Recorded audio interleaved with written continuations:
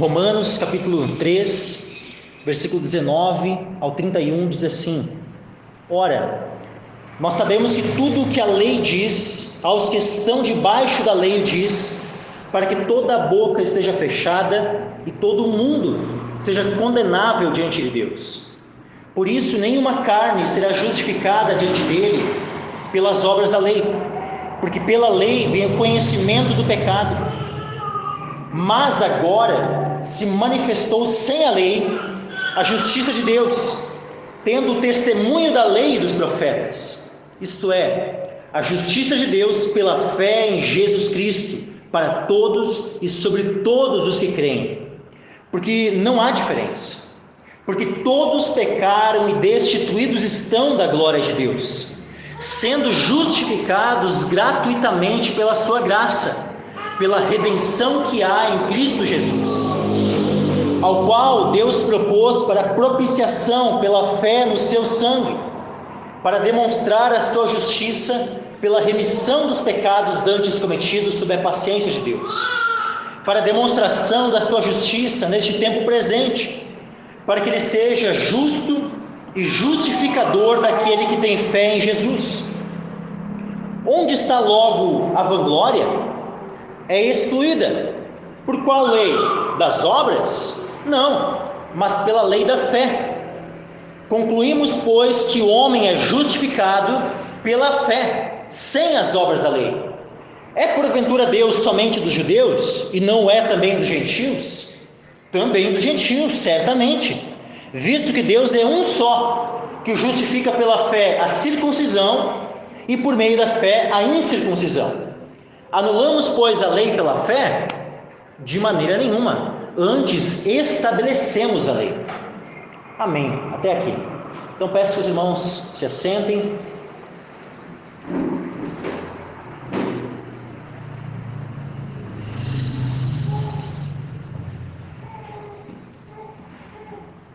Nós temos abordado o livro de Romanos, desde o capítulo 1, a gente tem exposto ele versículo a versículo, e se Deus permitir, se Jesus não voltar antes disso, e se estivermos vivos, pretendo concluir esse ano, aí, se Deus quiser, a exposição do livro de Romanos. Então aqui Romanos, capítulo 3, versículo 19 em diante, diz assim: Ora, nós sabemos que tudo o que a lei diz, aos que estão debaixo da lei diz, para que toda a boca seja fechada e todo mundo seja condenável diante de Deus. Então o que acontece? O que está dito aqui? Nós sabemos que tudo o que a lei diz, aos que estão debaixo da lei diz. E o que isso mostra para nós? Isso mostra que todo homem nasce debaixo da lei. Tem um texto que diz assim,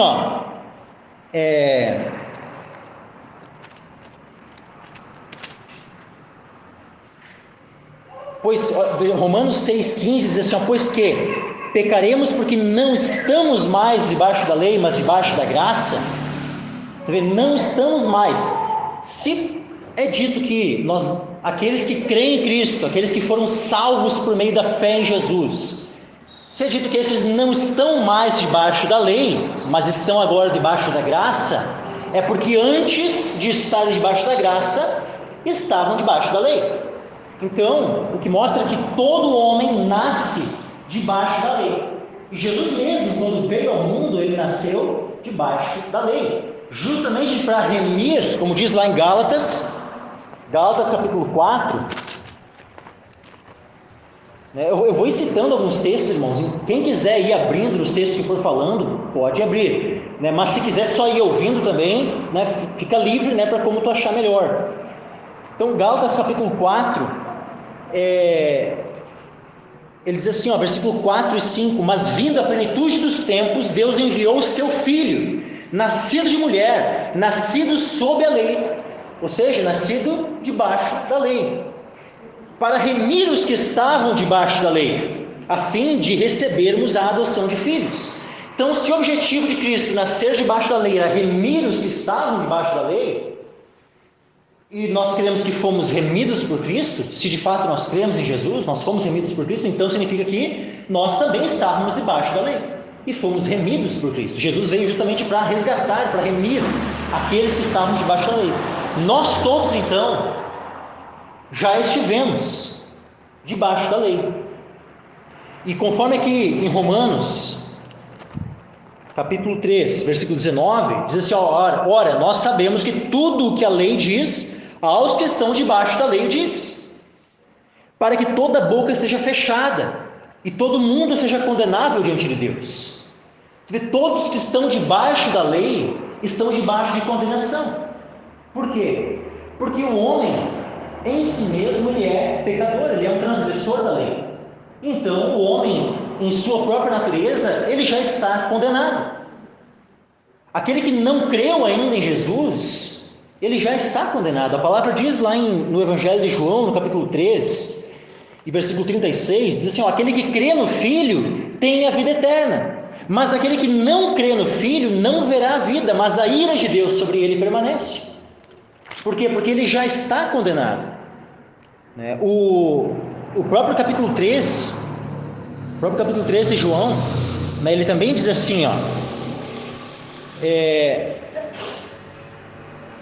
João 3,18: quem crê nele não é condenado, mas quem não crê já está condenado, porquanto não crê no nome do unigênito Filho de Deus. João 3,18. Então, aquele que não crê, aquele que ainda não depositou sua fé, sua confiança em Jesus, não é que ele simplesmente no futuro será condenado, isso também, mas no presente já está debaixo de condenação, porque está debaixo da ira de Deus. E conforme que nós vemos aqui em Romanos, nós sabemos que tudo que a lei diz aos que estão debaixo da lei diz, para que toda boca seja fechada e todo mundo seja condenável diante de Deus. Então todos os que estão debaixo da lei estão debaixo de condenação, estão debaixo da ira de Deus, estão debaixo da ira. Por isso, versículo 20, Romanos 3:20: por isso nenhuma carne será justificada diante dele pelas obras da lei, porque pela lei veio o conhecimento do pecado. E aqui essa palavra conhecimento, ela poderia também ser traduzida como pleno conhecimento, porque no grego o termo conhecimento é gnosis, e aqui nós temos um termo que é epignosis. Então epi é sobre, então tem algumas versões que traduzem como pleno conhecimento, um conhecimento que está acima, que é pleno. Então, pela lei, por meio da lei, ninguém consegue ser justificado, se tornar justo diante de Deus, porque se nós transgredirmos um só ponto da lei, um só mandamento da lei, nós nos tornamos culpados de tudo. É o que está escrito lá em Tiago, na carta de Tiago, capítulo 1, diz assim, aliás, capítulo 1 não, capítulo 2, Tiago capítulo 2, e versículo 10, diz assim, porque qualquer que guardar toda a lei e tropeçar em um só ponto, tornou-se culpado de todos. Então, por isso que é impossível, por meio da lei, alguém ser justificado diante de Deus. Eu estou ali conseguindo cumprir tudo, tenho ali uma lista de mandamentos, e eu estou cumprindo tudo, mas no momento que eu transgredi um só mandamento, eu me tornei culpado de tudo. Então, o que acontece? Eu estou então num estado de condenação diante de Deus, se eu estou tentando me justificar pela lei, porque é impossível que eu consiga me justificar pela lei. Houve um homem nessa terra que de fato conseguiu ser justificado pela lei. E antes disso, o que é ser justificado? O que significa esse termo, ser justificado? Ser justificado significa ser declarado justo. Diante do tribunal de Deus, diante do trono de Deus, Deus bateu o martelo e dizer: este é justo. E houve um homem que nasceu nessa terra e que pôde ser declarado justo diante do trono de Deus, perante o trono de Deus, por meio das obras da lei. Um homem. Sabe quem foi esse homem? Jesus Cristo. Jesus Cristo foi aquele que cumpriu a lei. Ele cumpriu cada ponto, ele jamais transgrediu a lei, não houve pecado. Ele nasceu sem pecado e ele também não pecou durante a sua vida. Ele foi o único. Ele foi o único que pôde ser justificado, ser declarado justo por meio da lei. Então ele nasceu debaixo da lei, como a gente leu, como eu li ali em Gálatas, e ele cumpriu a lei. Ele cumpriu a lei, a sua justiça perante a lei de Deus foi uma justiça perfeita. Não houve uma transgressão sequer. Toda a sua vida foi uma vida de justiça. Ele cumpriu ponto a ponto da lei de Deus. Então ele foi o único que pôde ser declarado justo perante a lei de Deus, o único justificado pela lei. Mas agora, no demais, como nós que já nascemos pecadores, que herdamos uma natureza pecaminosa de Adão, quando Adão pecou lá no Jardim do Éden, ele pecou, essa natureza se transformou. A natureza com a qual ele foi criado, que era uma natureza perfeita, ela se deteriorou, ela se contaminou. A natureza de Adão passou a ser uma natureza depravada, e essa natureza depravada, ela foi transmitida aos seus descendentes. Então nós todos somos descendentes de Adão, já nascemos com essa natureza pecaminosa. O homem não nasce bom e é contaminado pelo meio. O homem também é contaminado pelo meio, mas o homem já nasce depravado, já nasce mal, já nasce pecador. Então, como um homem que já nasce pecador e que simplesmente não consegue cumprir a lei de Deus, não tem a capacidade de agradar a Deus por natureza, por sua própria natureza, como pode um homem assim ser justificado diante de Deus pelas obras da lei? É impossível. Por isso que diz aqui: por isso nenhuma carne será justificada diante dele pelas obras da lei, porque pela lei veio o conhecimento do pecado. Ou seja, na medida que eu vou conhecendo a lei de Deus, qual é o padrão da vontade de Deus, o que Deus quer que eu faça, ou aquilo que Deus quer que eu não faça, e na medida que eu vou conhecendo toda a vontade de Deus, eu vou observando a lei de Deus, e eu vou olhando para a minha vida, e o que eu enxergo? Eu não estou adequado ao padrão da lei de Deus. Na medida que cada vez que nós conhecemos mais a lei de Deus, mais nós vamos enxergar o quão pecadores nós somos. Quanto mais nós conhecemos da vontade de Deus, mais nós vamos percebendo o quanto nós estamos, inadequados perante a vontade de Deus. Então, por isso que é impossível nós sermos justificados diante dele pelas obras da lei. Porque quanto mais nós conhecemos a lei, mais nós conhecemos o quão pecadores nós somos. Porque pela lei vem o conhecimento, vem o pleno conhecimento do pecado.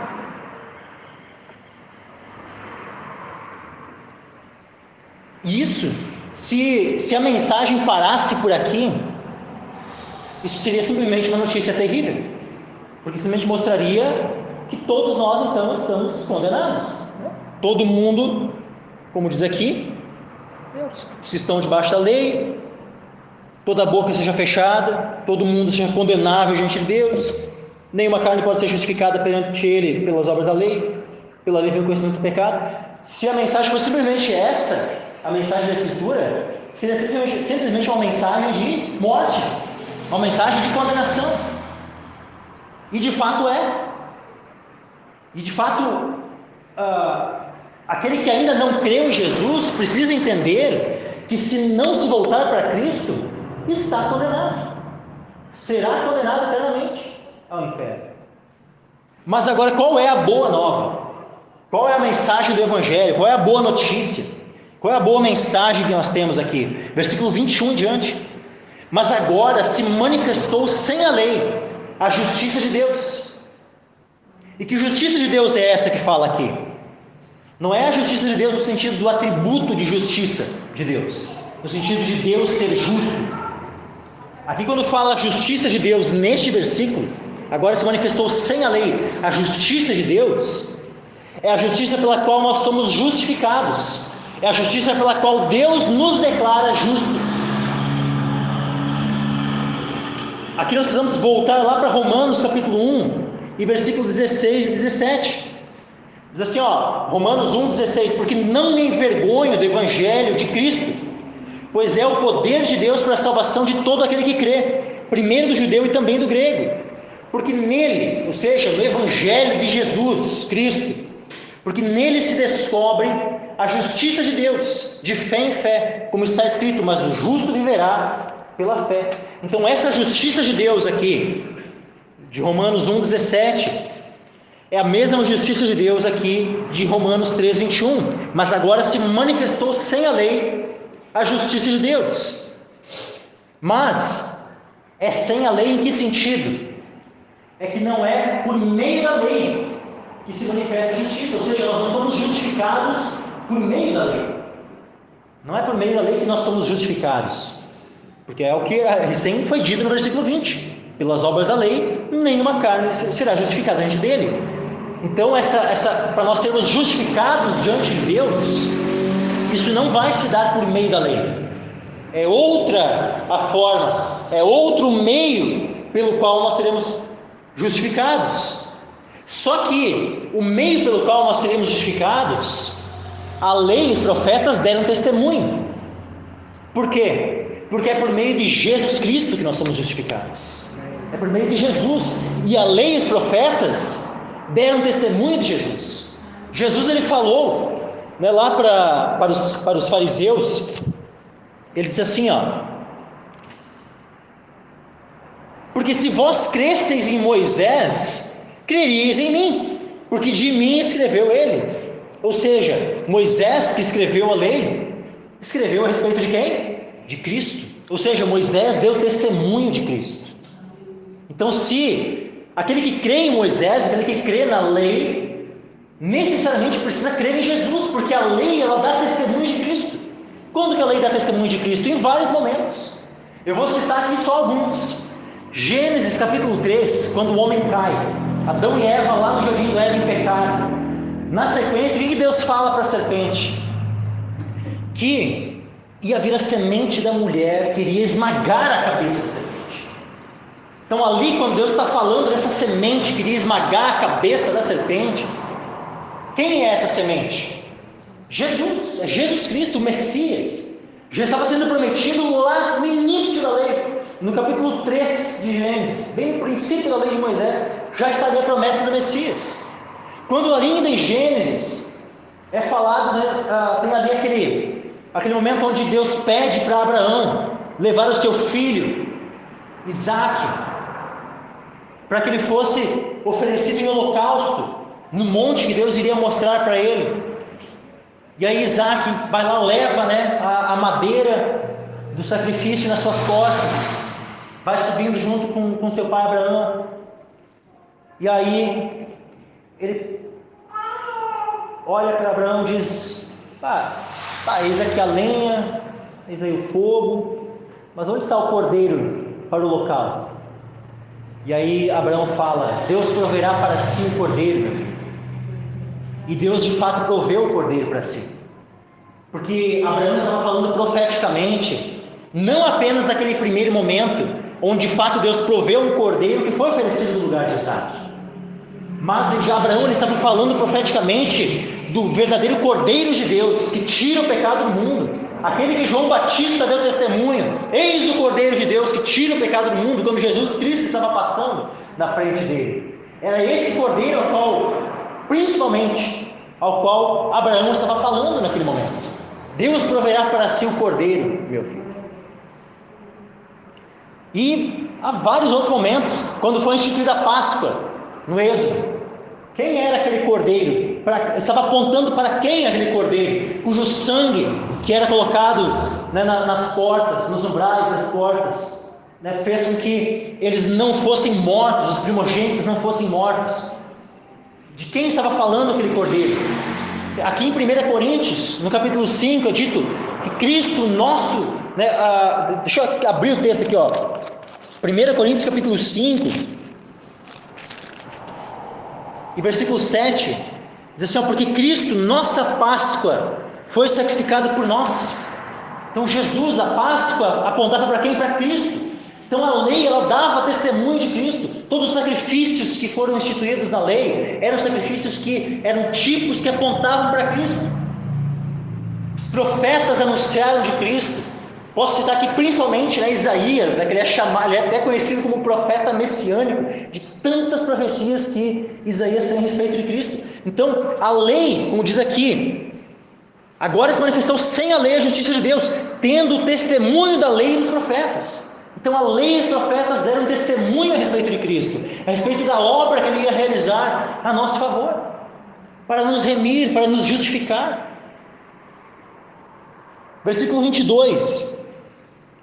Isto é, agora explica o que é essa justiça de Deus. Eu havia dito, né, que a justiça de Deus manifestada sem a lei, né, no versículo 21, eu havia dito que é a justiça pela qual nós somos justificados.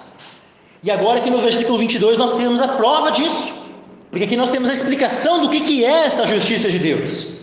Olha só o versículo 22. Isto é, a justiça de Deus pela fé em Jesus Cristo, para todos e sobre todos que creem, porque não há diferença. Então essa justiça de Deus que se manifesta, é a justiça que se manifesta pela fé em Jesus Cristo. É a justiça pela qual nós somos justificados quando nós cremos em Jesus. E ela é para todos e sobre todos que creem. Porque assim como todos estavam debaixo de condenação por causa da lei de Deus, que mostrava o nosso pecado, que nos colocava debaixo da ira, né? Como por exemplo diz aqui em Romanos capítulo 4 e versículo 15, porque a lei opera a ira. Ou seja, a lei opera a ira de Deus, porque simplesmente pela lei, a lei mostra que nós somos pecadores. Então isso, a lei ela faz o quê? Com que ela opere a ira de Deus. Uma vez que nós desobedecemos o padrão de Deus, a lei faz com que a ira de Deus esteja sobre nós.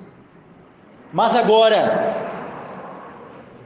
e a ira de Deus estava sobre todos, mas aqueles que creem em Jesus passam a ter a vida eterna. Por quê? Porque são justificados.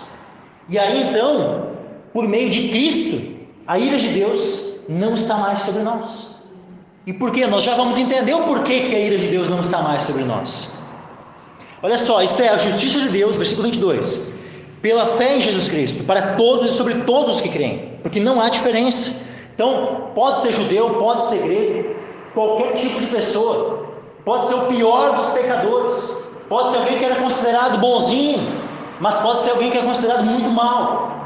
Não importa o tipo de pessoa, não importa o que tu tenha feito no passado, não importa o quão sujo seja o teu passado. Mas eu cometi tais e tais pecados, eu acho que Deus não vai me perdoar do que eu fiz. Não, o sangue de Jesus é suficiente. O sangue de Jesus é poderoso para te livrar, para te limpar de todo o pecado.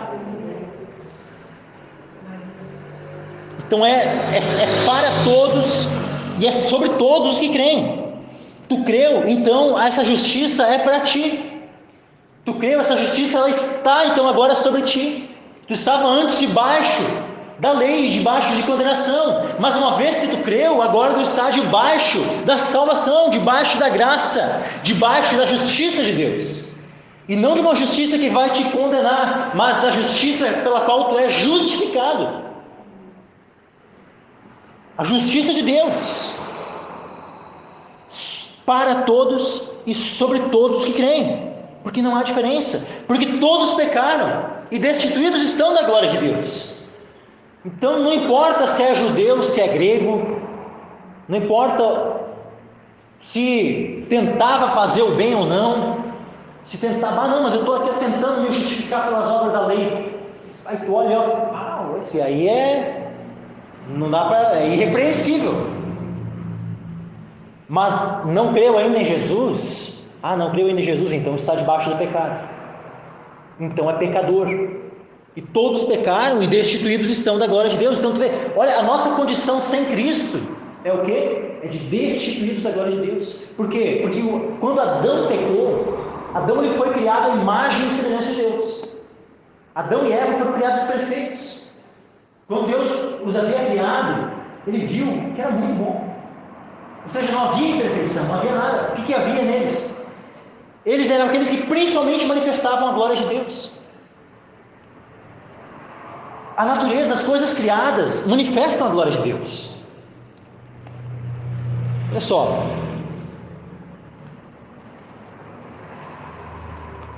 Salmo 19, versículo 1 diz assim: os céus declaram a glória de Deus, e o firmamento anuncia a obra das suas mãos. Se todas as coisas criadas manifestam a glória de Deus, imagine aquele que foi criado à imagem e semelhança de Deus. Então, quem é que iria manifestar mais a glória de Deus? Toda a natureza criada, que não foi criada à imagem e semelhança de Deus, mas que mesmo assim manifesta a glória de Deus, ou aquele que Deus disse: não, eu vou fazer agora uma criatura, a minha imagem, conforme essa. Não diz a minha, diz a nossa imagem. Vamos dizer aqui, deixa eu ler Gênesis capítulo 1, versículo 26. Façamos o homem a nossa imagem, conforme a nossa semelhança. Quem é que mais ia manifestar a glória de Deus? Toda a natureza, ou este que foi criado à imagem e semelhança de Deus? É lógico que esse que foi criado à imagem e semelhança de Deus é quem mais iria manifestar a glória de Deus. Mas no momento em que o homem pecou, em que Adão e Eva lá no jardim desobedeceram a Deus, comeram do fruto que Deus havia proibido que eles comessem, nesse momento o homem foi destituído da glória de Deus. Aquela imagem e semelhança pela qual ele foi criado, ela foi corrompida, e por isso o homem foi destituído da glória de Deus. Todos pecaram e destituídos estão da glória de Deus. Mas agora, qual é a boa notícia? É que por meio de Jesus Cristo, olha o que diz no versículo 24, Romanos 3, 24: sendo justificados gratuitamente pela sua graça, pela redenção que há em Cristo Jesus.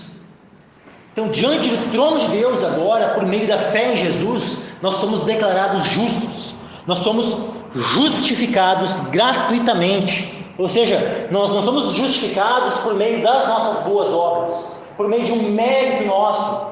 A nossa justificação, sermos declarados justos perante o trono de Deus, não é um pagamento que Deus faz por causa das nossas boas obras. Não, é gratuitamente, é de maneira gratuita, é de graça. Coisa tremenda isso que olha só, chega a ser quase uma redundância, né? Gratuitamente pela sua graça, ou seja, é de graça pela graça, sendo justificados gratuitamente pela sua graça. Por quê? Porque Deus não olhou para nós, como ele se esforça, olha que bonzinho, eu vou ter que recompensar essa bondade toda. Não há um homem a não ser o homem Jesus Cristo. Jesus sim é aquele que o Pai olha e diz: este é o meu filho amado, em quem me comprazo, ou seja, em quem eu tenho o meu prazer. Jesus é aquele que em tudo o que ele fez, ele agradou ao Pai, ele fez a vontade do Pai. Ele sim é aquele que é justo em si mesmo. Nós não temos uma justiça própria. A nossa justiça própria, ela, diante de Deus, elas são trapos de imundícia. Mas agora, qual é a justiça pela qual nos apresentamos perante Deus? É justamente a justiça que Jesus conquistou para nós. É a justiça dele. Ou seja, ele cumpriu a lei. Ele foi perfeito, perfeitamente justo. Então, quando nós cremos nele, a justiça de Cristo é atribuída a nós, a justiça de Cristo é imputada a nós. E então, diante do trono de Deus, diante do tribunal de Deus, Deus está lá como um juiz, e aí ele olha para cada um de nós e ele vê: tu creu em Jesus, então, uma vez que tu creu, tu é declarado justo. A justiça de Cristo, a justiça do meu filho é imputada a ti, ela é colocada na tua conta. E aí então, diante do trono de Deus, nós somos vistos como justos perante Ele, por causa da justiça de Cristo, por causa de toda a perfeição da vida de Jesus, que é atribuída a nós pela fé. Por isso que nós somos justificados diante dele, sendo justificados gratuitamente pela sua graça, pela redenção que há em Cristo Jesus. E aqui quando fala assim em redenção, pela redenção que há em Cristo Jesus, o que é essa redenção? A redenção fala de um preço pago, um resgate pago. O que é isso? Alguém tem uma dívida que não consegue pagar. E aí então, o que vai acontecer com esse que está em dívida? Esse que está em dívida e não consegue pagar, mas se tem alguém que se coloca como um fiador, que se coloca como, não, eu pago a dívida para ti, para que tu seja livre, para que tu seja liberto, para que tu seja resgatado, redimido. Aí então vai este outro, um terceiro, e paga a dívida no lugar do devedor. Então a dívida é quitada, a dívida, aquela dívida, ela é remitida, então ocorre a remissão da dívida, e então o devedor está livre agora. E é isso que Jesus conquistou para nós. Jesus, ele pagou a nossa dívida. Nós estávamos em dívida, e ele quitou a nossa dívida. Com quem é que nós estávamos em dívida? A nossa dívida, ela era com Deus mesmo. A nossa dívida, ela era com a lei de Deus. Vamos ler, se alguém quiser abrir, Colossenses,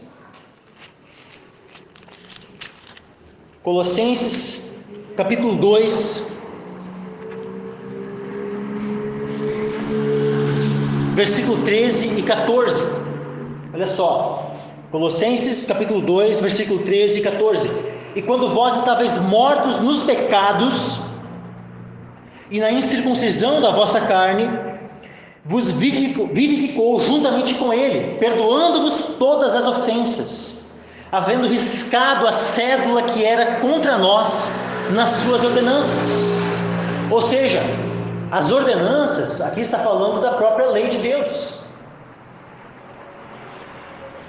E aí o que ele fez?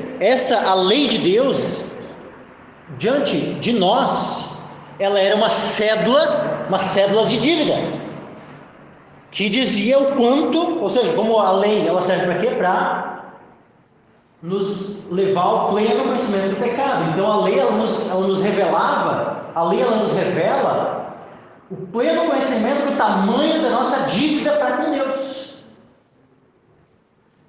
A lei revela isso, revela o tamanho da nossa dívida. Ela é uma cédula de dívida, que mostra o tamanho da nossa dívida, o tamanho do nosso pecado contra Deus, da nossa ofensa contra Deus, da nossa dívida para com Deus.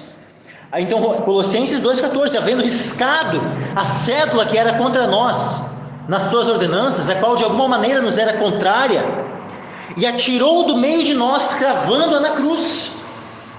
Então Jesus pegou essa cédula que era contra nós, essa cédula de dívida, esse escrito de dívida que era contra nós, e na cruz ele encravou essa cédula de dívida. Ou seja, o que é isso? Ele encravou, ele pegou, cravou, disse, está paga a dívida.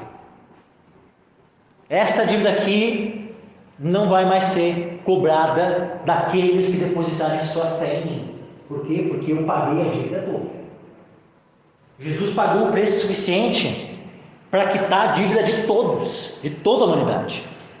O preço, qual foi o preço? O seu sangue. O sangue de Cristo é o preço pelo qual nós fomos resgatados, nós fomos redimidos. 1 Pedro capítulo 1 e versículo 18, diz assim, sabendo que não foi com coisas corruptíveis, como prata ou ouro, que fostes resgatados da vossa vã maneira de viver, que por tradição recebestes vossos pais. Então não foi com prata ou com ouro que nós fomos resgatados, que a nossa dívida foi paga, mas com o precioso sangue de Cristo, como de um cordeiro imaculado e incontaminado.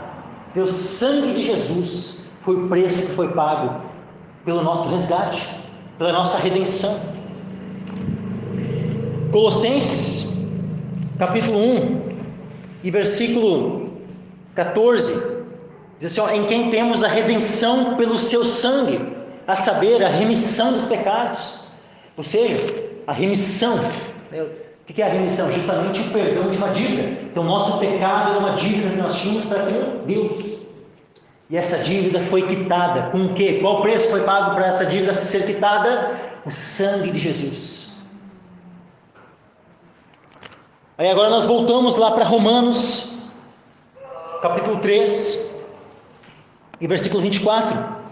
Sendo justificados gratuitamente pela sua graça, pela redenção que há em Cristo Jesus. Ou seja, Jesus ele nos redimiu pelo sangue que ele derramou na cruz. Jesus ele pagou a nossa dívida, ele quitou a nossa dívida. E aí nós que estávamos diante do tribunal de Deus, como devedores, queríamos ser condenados por causa da dívida que tínhamos para com ele, uma dívida que nós não conseguiríamos pagar, que por mais que nós tentássemos obedecer à lei de Deus, não conseguiríamos ser justificados, declarados justos, mas pelo contrário, seríamos condenados. Aí Jesus ele vai, paga o preço da nossa redenção com o seu sangue. E aí então quando nós cremos nele, aí diante do trono de Deus, ele como nosso advogado, ele apresenta, está aqui, está pago, meu sangue pagou a dívida dele. E aí nós somos então declarados justos perante o trono de Deus. Realmente, está pago, está arriscada a dívida, está quitado. E diante do trono de Deus nós somos declarados justos. Então sendo justificados gratuitamente pela sua graça, pela redenção que há em Cristo Jesus. 25, ao qual Deus propôs para propiciação, pela fé no seu sangue, para demonstrar a sua justiça, pela remissão dos pecados dantes cometidos, sob a paciência de Deus. Então, Deus propôs Jesus Cristo, ele derramando o seu sangue como propiciação. E essa palavra propiciação, ela também pode ser traduzida como propiciatório. Porque a mesma palavra que lá em Hebreus, quando lá em Hebreus tem lá o termo, propiciatório, é a mesma palavra que se encontra aqui. Então Deus ele propôs o seu Filho como propiciação, ou como propiciatório, pela fé no seu sangue. Por que isso? Isso remete lá para quando tinha o tabernáculo, quando tinha o templo, e uma vez no ano tinha um dia que era chamado dia da expiação. Nesse dia era o único dia que o sumo sacerdote entrava no Santo dos Santos. Então tinha o tabernáculo e tinha o templo. Primeiro tinha o tabernáculo, depois mais adiante no tempo do rei Salomão foi construído o templo. Tanto no tabernáculo como no templo tinha o lugar santo, e no lugar santo tinha uma mesa, onde os pães da presença, o pão da proposição era oferecido. Havia o candelabro, havia um altar de incenso, e nesse lugar santo, todos os dias entravam os sacerdotes, oferecendo incenso, acendendo as lâmpadas, oferecendo pão. Mas agora, no Santo dos Santos, que é onde ficava a Arca da Aliança, no Santo dos Santos apenas uma vez no ano, nesse dia chamado Dia da Expiação, é que entrava somente o sumo sacerdote, não apenas os sacerdotes, mas não podia ser simplesmente o sacerdote, era o sumo sacerdote que entrava no Santo dos Santos, para fazer expiação, tanto por si próprio, como pelo povo. Ele entrava e não sem sangue. Ele ia lá, tinha 2 bodes, um bode era o bode da expiação, era tirada a sorte, era o bode da expiação, e o outro bode era o bode chamado bode emissário. Ambos representam a Cristo, porque o sumo sacerdote, ele confessava os pecados, impondo as mãos sobre a cabeça daqueles bodes. E aí um era morto, o bode que era sorteado para bode da expiação, ele era morto, e o seu sangue era levado para dentro do véu, até o Santo dos Santos, e esse sangue era aspergido sobre a tampa da arca. Essa tampa da arca era chamada de propiciatório. E aí então o sacerdote, quando ele aspergia o sangue sobre o propiciatório, ele fazia propiciação pelo povo, para que os pecados do povo fossem perdoados. E aquele bode, que era o bode emissário, era confessar os pecados também sobre a cabeça daquele bode, e é dito que esse bode carregava os pecados, e ele era levado para o deserto, ele carregava os pecados do povo. Só que ambos representam a Cristo, porque é dito lá em 1 Pedro, que Jesus, ele carregou os nossos pecados na cruz, ou seja, ali ele levou os nossos pecados, no seu corpo, na cruz, no madeiro. Então, isso já aponta que aquele bode emissário que carregava os pecados se cumpre em Cristo. Mas Jesus também cumpre aquele símbolo, aquele tipo do bode da expiação. Por quê? Porque aquele bode era o bode que o sangue dele era derramado e o sangue levado para dentro do véu e aspergido sobre o propiciatório. Então Jesus também na cruz, ele derrama o seu sangue, ele leva os nossos pecados, mas ele também derrama o seu próprio sangue para fazer propiciação por nós. E é dito que ele apresenta o seu sangue, lá na carta aos Hebreus, é dito que ele apresenta o seu sangue não num tabernáculo feito por mãos de homens, mas num que não foi feito por mãos de homens, ou seja, no próprio céu, ele apresenta o seu sangue, no verdadeiro Santo dos Santos, que serviu de modelo para que aquele tabernáculo, para que aquele templo forem feitos, porque foi dito, para Moisés, faça conforme o modelo que te foi mostrado no monte. Que modelo é esse? É o modelo que Moisés viu nos céus, no templo que se encontra nos céus. E foi neste templo que se encontra nos céus que Jesus apresentou o seu próprio sangue como propiciação por nós. E por que precisava de propiciação? O que significa propiciação? Propiciação é um sacrifício que é oferecido perante Deus para que ele, que está irado, o pecado, o que causa? O pecado, a transgressão da lei, a lei opera o quê? Como a gente já leu ali em Romanos 14, 15, a lei opera a ira. Então, quando o homem transgride a lei, o que isso desperta num Deus que é santo, num Deus que é justo? Desperta a ira de Deus. Então, como é que o homem pode estar numa relação com Deus uma vez que o homem transgrediu a lei de Deus? E Deus está irado com o homem. Deus precisa se tornar propício ao homem. Deus precisa se tornar propício ao homem. Então, para que Deus se torne propício ao homem, precisa de um sacrifício de propiciação. Então Jesus, ele foi apresentado, Deus mesmo, o Pai, porque apesar de Deus estar irado conosco, isso parece ser contraditório, mas ao mesmo tempo em que Deus está irado com o homem pecador, Deus também amou esse homem pecador com o qual ele estava irado. E como diz lá em João 3,16, Deus amou o mundo de tal maneira que deu o seu Filho unigênito, para que todo aquele que nele crê não pereça, mas tenha vida eterna. O mesmo Deus que está irado com esse homem pecador, também amou esse homem pecador. O mesmo Deus que está irado e que, por causa da sua ira, santidade e justiça, iria condenar o homem, ele também teve misericórdia do homem. Ele também amou esse homem e, por graça, proveu um meio de salvação, enviando o seu próprio Filho, servindo como um propiciatório para nós, oferecendo um sacrifício na cruz, derramando o seu sangue para fazer propiciação pelos nossos pecados.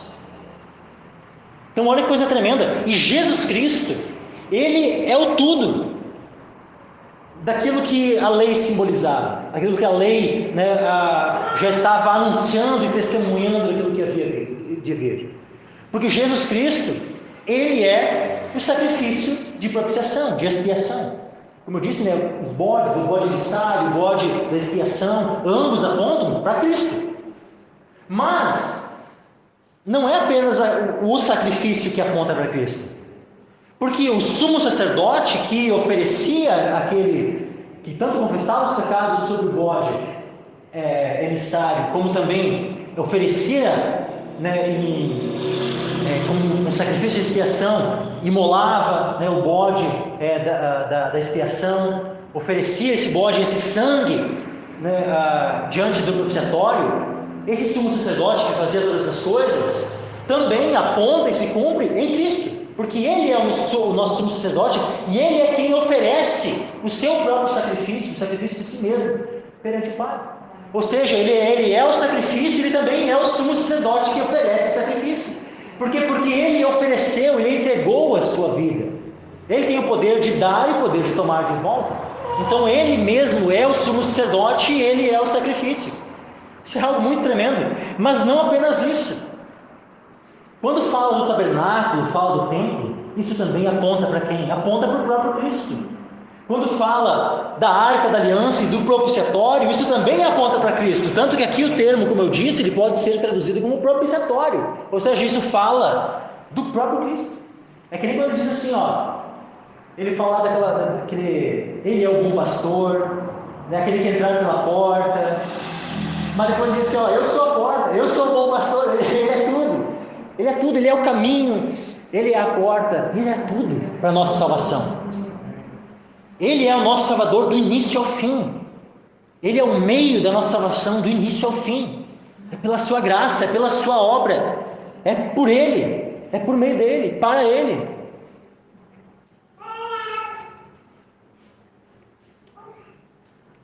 Mas agora eu quero trazer um outro aspecto aqui, olha só, versículo 25 e 26. Ao qual Deus propôs para a propiciação pela fé no seu sangue, para demonstrar a sua justiça. Aqui agora, o que é demonstrar a sua justiça? Ou seja, demonstrar que Deus é justo. Aqui quando fala de demonstrar a sua justiça, está falando da justiça de Deus e Ele como um Deus justo. Por que precisa demonstrar a sua justiça? Por que Deus quer demonstrar a sua justiça por meio da obra de Cristo, da obra de redenção de Cristo, quando Ele morre por nós na cruz? Por que isso serve? Para demonstrar também, não serve apenas para nos justificar, mas serve também para demonstrar a justiça de Deus, que Deus é um Deus justo. Porque como é que Deus poderia perdoar o pecado? Se Deus simplesmente chega, Pai, eu tenho misericórdia, Pai, eu amo esse homem que pecou, estou irado com ele, sou um Deus justo. Eu, justo, um Deus justo, o que ele precisa fazer com o pecador? Ele precisaria condenar o pecador. Se ele não condena o pecador, se ele não pune o pecado, ele se torna um Deus injusto. Mas agora, então, como é que Deus pode ser justo e ao mesmo tempo perdoar o pecador? Deus somente por amor, por misericórdia, iria perdoar o pecador. O que Deus iria se tornar? Iria se tornar injusto por perdoar o pecador. Mas, então, por isso a necessidade do sacrifício de Jesus, para que Deus, Ele não apenas seja o nosso justificador, mas Ele seja justo e justificador. Então, olha só, para demonstrar a sua justiça pela remissão dos pecados dantes cometidos sob a paciência de Deus, para a demonstração da sua justiça neste tempo presente, para que Ele seja justo e justificador daquele que tem fé em Jesus. Então, por meio do sacrifício de Jesus, Deus não apenas é o nosso justificador, mas Ele demonstra que Ele, ao nos justificar, ao nos perdoar os pecados, Ele continua sendo justo. Por quê? Porque Ele não manteve, Ele não deixou o pecado sem punição. Ele puniu o pecado. Mas Ele puniu o pecado em quem? Em nós? Não. Ele puniu o pecado no seu próprio Filho. Então Jesus Cristo, Ele foi punido em nosso lugar. Ele se colocou, isso já desde antes da fundação do mundo, porque o plano de salvação já foi estabelecido desde antes da fundação do mundo. Ele é o Cordeiro morto desde a fundação do mundo, diz assim a palavra de Deus. Então, Jesus, Ele já se colocou como aquele que iria ser punido em nosso lugar desde antes da fundação do mundo. Então Ele diz, não, o homem vai pecar, o homem vai cair, mas eu vou me colocar para ser punido no lugar do homem. Todo o pecado da humanidade, então, eu vou levar nas minhas costas, eu vou levar na cruz do madeiro, e vou ser punido em lugar do homem. Então, Deus, Ele, ao nos perdoar, quando nós cremos na obra de Jesus, Ele não se torna um Deus injusto. Não, por quê? Porque Ele não deixou o pecado sem punição. Ele puniu o pecado no seu Filho, que espontaneamente se ofereceu como um sacrifício pelos nossos pecados, que se ofereceu para ser punido em nosso lugar, para nos substituir, para ser castigado em nosso lugar. Como diz lá a palavra lá em Isaías 53, aquele texto tremendo. Isaías 53 diz assim, mas ele foi ferido por causa das nossas transgressões e moído por causa das nossas iniquidades. O castigo que nos traz a paz estava sobre ele, e pelas suas pisaduras fomos sarados. Então, Deus, ele se mostra justo e justificador daquele que tem fé em Jesus. E isso é tanto para o tempo presente, olha só, para a demonstração da sua justiça neste tempo presente, mas não é apenas no tempo presente, não é somente a partir da morte de Jesus que Deus se torna justo e justificador daquele que tem fé em Jesus. E como é que fica aqueles que eram pecadores antes do tempo de Jesus? Como é que Deus pode exercer perdão antes da vinda de Cristo? Então, quando Jesus vem, porque imagina naquele tempo lá, Abraão, Moisés, Davi, todos aqueles que vieram antes de Cristo, como é que eles puderam ser perdoados? Será que era o sacrifício dos bois, dos touros lá, que podia perdoar os seus pecados? Será que era isso que de fato livrava eles dos seus pecados? Aqui no livro de Hebreus diz assim,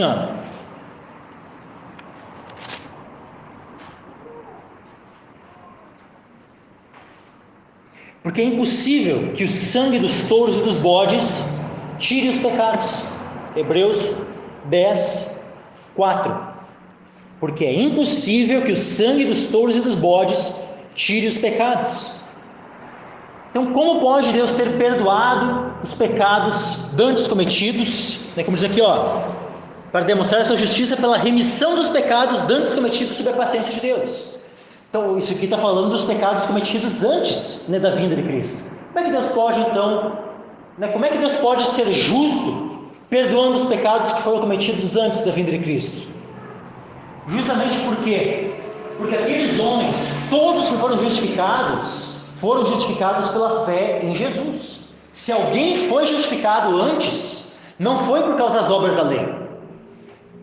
Moisés não foi justificado pelas obras da lei. Davi não foi justificado pelas obras da lei. Abraão não foi justificado pelas obras da lei. Nenhum santo do Antigo Testamento foi santificado ou justificado pelas obras da lei. Todos eles foram salvos, justificados, perdoados por Deus por meio de Cristo. Mas como é que foi por meio de Cristo se Jesus não tinha morrido ainda? Como?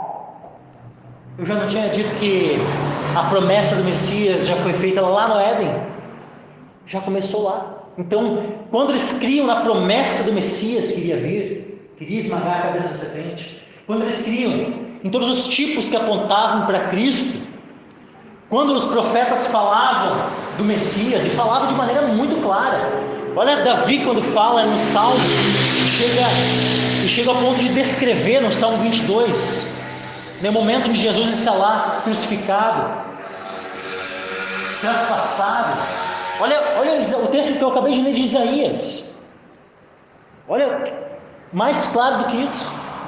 Então havia muitas profecias sobre o Messias, sobre aquele que iria vir e livrar-nos de toda transgressão. Então eles criam, toda vez que eles criam na promessa do Messias que iria vir, eles estavam crendo em quem? Em Jesus. Então, pela fé em Jesus, quando Jesus veio de fato, então opera a nossa salvação, opera a nossa redenção, morrendo por nós na cruz, ele não apenas o seu sacrifício é suficiente para mostrar que Deus pode sim ser o justo e justificador daqueles que têm fé em Jesus, não apenas no tempo presente, né, de quando Jesus operou, né, se entregou, no tempo presente e no tempo, né, que viria depois, aqueles que iriam, né, crer pela pregação do Evangelho. Mas Deus também se mostra justo e justificador daqueles que creram na promessa do Messias que iria vir e que daí naquele tempo veio. Tanto vê, Deus ele se torna justo e justificador de todos, tanto aqueles que ele havia perdoado antes, no tempo anterior à vinda de Cristo, como naqueles que viriam depois e naqueles que estavam no tempo presente, em que Jesus foi oferecido. Então Deus ele se mostra, né? Ele é demonstrado, né? A obra de Cristo demonstra que Deus é justo e justificador. Aí para nós finalizarmos aqui, versículo 27, onde está logo a vanglória? Então alguém pode se achar alguma coisa porque foi salvo? Olha que grande homem eu sou porque eu fui salvo. Não, a vanglória ela é de todo excluída. Onde está logo a vanglória? É excluída. Por qual lei? Das obras? É óbvio que não, porque pelas obras da lei ninguém será justificado. Então não é pela lei das obras que a vanglória é excluída, porque justamente se fosse possível alguém ser justificado pelas obras, essa pessoa ia ter que se gloriar. Porque não, eu consegui satisfazer o padrão da lei, eu consegui cumprir a lei, então eu ia poder me gloriar em mim mesmo. Mas uma vez que a justificação não é pela lei, não é pelas obras, então a vanglória está de todo excluída. Pela lei das obras, não, pela lei da fé. Ou seja, não é pelo pacto das obras que nós somos salvos, mas é pelo pacto da graça. Ou seja, pelo pacto da graça, pelo qual nós temos acesso a esse pacto da graça por meio da fé. Por isso, pela lei da fé. Versículo 28. Concluímos, pois, que o homem é justificado pela fé, sem as obras da lei. Então essa é a conclusão que nós devemos chegar, que o homem ele é declarado justo perante o trono de Deus pela fé e não pelas obras da lei. Ou seja, quando nós cremos na obra de Jesus, quando nós cremos no Evangelho, não pelas obras da lei, não pelo meu próprio mérito, não porque eu sou bonzinho, não, mas é pela obra de Jesus a nosso favor. Concluímos, pois, que o homem é justificado pela fé, sem as obras da lei. É porventura Deus somente dos judeus? Ou seja, somente os judeus é que seriam justificados? Tem aqueles que dizem assim, a salvação ela foi, vamos dizer assim, projetada para os judeus. Ainda bem que o judeu rejeitou, senão a gente não seria salvo. Será que é assim mesmo? Será que Deus não havia planejado salvar os gentios? Só porque os judeus rejeitaram é que os gentios foram salvos? Quando Deus falou lá para Abraão, em ti, na tua semente serão benditas todas as famílias da terra. Isso foi falado até mesmo, era no tempo da lei ou era antes da lei? Era antes. A lei veio lá com Moisés. Antes da lei, Deus já havia prometido a Abraão que todas as famílias da terra seriam benditas na semente dele. E fala semente no singular. Por quê? Porque está falando de Cristo. Lá em Gálatas isso fica muito claro. Essa semente, esse descendente, essa descendência no singular, está falando de Jesus. Então, se o Evangelho já foi pregado lá para Abraão, a lei não podia, que veio depois, 400 anos depois, não podia anular a promessa, o Evangelho. Então, o Evangelho já havia sido prometido, não apenas para os judeus, não apenas para aqueles que seriam descendentes da carne de Abraão, mas a promessa de redenção, a promessa de bênção, por meio da semente que é Cristo, já havia sido prometida a Abraão para todas as famílias da terra. Então a intenção de Deus de alcançar não apenas os judeus, mas também os gentios, ela já era desde antes da fundação do mundo. Não é algo que foi simplesmente assim, se olha por um detalhe, os gentios jamais seriam salvos. Não. O plano inicial de Deus, já desde antes da fundação do mundo, sempre foi salvar tanto judeus como gentios. É porventura Deus somente dos judeus e não é também dos gentios? Também dos gentios, certamente. Versículo 30. Visto que Deus é um só, que justifica pela fé a circuncisão, ou seja, os judeus, e por meio da fé, a incircuncisão. Ou seja, todos são salvos por meio da fé. Ninguém é salvo por meio das obras. Nunca a salvação foi por meio das obras. Nem antes da vinda de Cristo e nem depois. A salvação sempre foi por meio da fé. Por quê? Porque pelas obras da lei, como diz aqui, Romanos 20, nenhuma carne será justificada diante dele pelas obras da lei. E esse princípio, ele não passou a ser válido somente depois que Jesus veio. Sempre esse foi o princípio. Nunca, nenhuma carne foi justificada perante Deus pelas obras da lei, excluindo Jesus Cristo. Ele foi o único declarado justo, porque conseguiu cumprir a lei em nosso lugar. Versículo 31, para nós finalizarmos: anulamos, pois, a lei pela fé? Nós anulamos a lei? Nós aniquilamos, abolimos a lei pela fé? De maneira nenhuma. Antes estabelecemos a lei. Parece algo contraditório, né? Como assim? A gente não é justificado pelas obras da lei. É sem a lei que se manifestou, né, a justiça de Deus, ou seja, né, a nossa justificação, ela é operada, não é por meio da lei, mas ela é por meio da graça, né, ela é pela fé na obra de Jesus. Mas aí como assim? A pergunta, né? Anulamos, pois, a lei pela fé, e aí é dito: de maneira nenhuma, antes estabelecemos a lei. Por quê? Porque o padrão de Deus, a lei, ela revela a vontade de Deus. O padrão de Deus, por meio justamente de toda essa grandiosa obra de salvação, de todo esse grandioso plano de salvação, justamente a lei de Deus, ela é estabelecida por quê? Porque o padrão de Deus, ele foi, primeiro, cumprido, satisfeito por meio de Cristo, por meio da obediência de Jesus. Então Jesus, como ele mesmo disse, lá em Mateus capítulo 5,